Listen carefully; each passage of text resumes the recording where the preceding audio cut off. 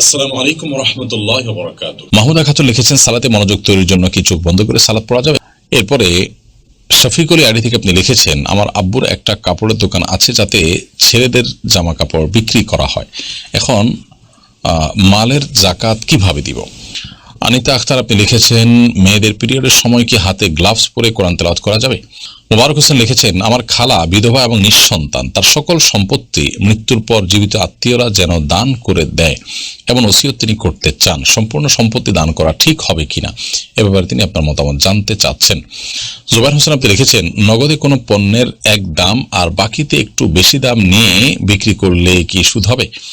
তাহারাত তাননীর আপনি লিখেছেন, আমরা যারা শহরে থাকি তারা চুল ফেলবো কোথায়? ময়লা ঝুড়িতে ফেললে কি গুনাহ হবে? আজহারুল ইসলাম লিখেছেন, একটু নামাজ কালাম করলে বা ভালো কাজ করলেই মনের ভিতরে অহংকার চলে আসে, এ থেকে বেঁচে থাকার উপায় কি? মনোযোগ তৈরি করার জন্য চোখ বন্ধ করে সালাত করতে পারেন, তবে সাধারণ এবং স্বাভাবিক অবস্থা চোখ খোলা রাখাটাই হলো সুন্নাহ নবী সাল্লাল্লাহু আলাইহি ওয়াসাল্লামের। স্বাভাবিক রাখা।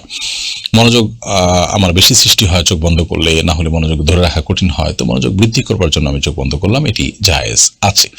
এমনিতে সাধারণ অবস্থাতে স্বাভাবিকভাবে চোখ খোলা রাখাটাই হলো সুন্নাহ। এরপরে শফিকুল আলী থেকে আপনি লিখেছেন, আমার আব্বুর একটা কাপড়ের দোকান আছে যাতে ছেলেদের জামা কাপড় বিক্রি করা হয়।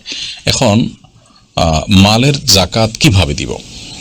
আপনার বাবার যে দোকান আছে সেখানে জামা কাপড় বিক্রি হয়, ছেলেদের জামা কাপড় বিক্রি হয়, সেখানে আপনি সম্পদের যে জাকাত দিবেন, যখন জাকাত কাউন্ট করবেন তখন যে মালগুলো আছে দোকানে স্টকে, গোডাউনের দোকানে, সে মালগুলো হিসেব করে বের করে সেগুলোর বিক্রয় মূল্য, এই মুহূর্তে এগুলো বিক্রি করতে গেলে কত টাকা পাওয়া যাবে, এটার মূল্য কত আছে সেটা বের করে তারপর 2.5% হারে জাকাত দিতে হবে। আনিতা আখতার আপনি লিখেছেন, মেয়েদের পিরিয়ডের সময় কি হাতে গ্লাভস পরে কোরআন তেলাওয়াত করা যাবে?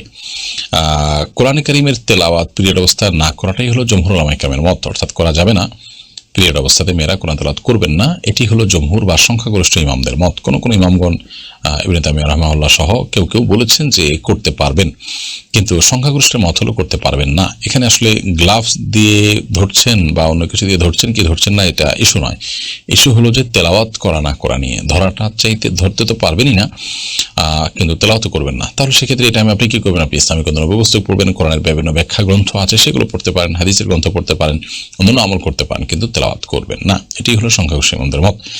মোবারক হোসেন লিখেছেন, আমার খালা বিধবা এবং নিঃসন্তান, তার সকল সম্পত্তি মৃত্যুর পর জীবিত আত্মীয়রা যেন দান করে দেয় এমন ওসিয়ত তিনি করতে চান। সম্পূর্ণ সম্পত্তি দান করা ঠিক হবে কিনা এ ব্যাপারে তিনি আপনার মতামত জানতে চাচ্ছেন।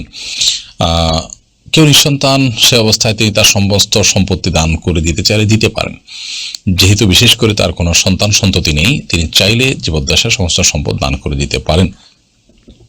অথবা তিনি যদি ওসিয়ত করে যান, তাহলে সেক্ষেত্রে ওসিয়তের ক্ষেত্রে পূর্ণাঙ্গ সম্পদ এর ওসিয়ত করলেও 1/3 পর্যন্ত ওসিয়ত কার্যকর করা হবে, আর বাকিটা তার আত্মীয় স্বজনের মধ্যে যারা যারা বেঁচে আছেন তাদের মধ্যে ভাগ বন্টন হবে। আর দান ব্যাপারটা হলো তিনি চাইলে নিজে দান করে দিতে পারেন পুরোটা, তিনি চাইলে উল্লেখযোগ্য অংশ বা ম্যাক্সিমাম অংশ দান করে দিলেন, সামান্য অংশ থাকলো সেটার জন্য ওসিয়ত করলেন, তার কিছু দান হলো 1/3, আর বাকিটুকু তার ভাই ব্রাদার অন্য কেউ থাকলে তাদের জন্য শরিয়ার বিধান অনুযায়ী বন্টন হলো, এরকমটি করা উত্তম হবে।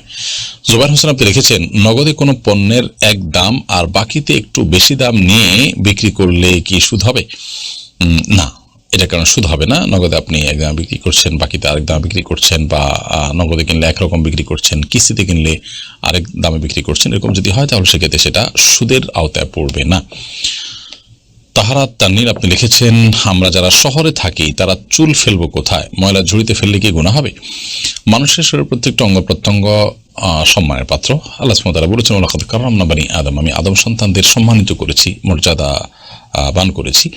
এজন্য মানুষের শরীরের কোনো অঙ্গ প্রত্যঙ্গের অসম্মান হয় এমন কোনো প্রক্রিয়া, এমন কোনো পদ্ধতি অবলম্বন করা উচিত নয়। অতএব চুল হোক অন্য কিছু হোক, এগুলোকে মাটিতে পুঁতে ফেলতে পারলে ভালো হয়, কমপক্ষে মাটিতে ফেলে দিলেন, কিন্তু ময়লা আবর্জনার সাথে সেটা ফেলাটা এটা অনুচিত, তবে এর কারণে কোনো হারাম বা বড় গুনাহ হবে ব্যাপারটা সেরকম না।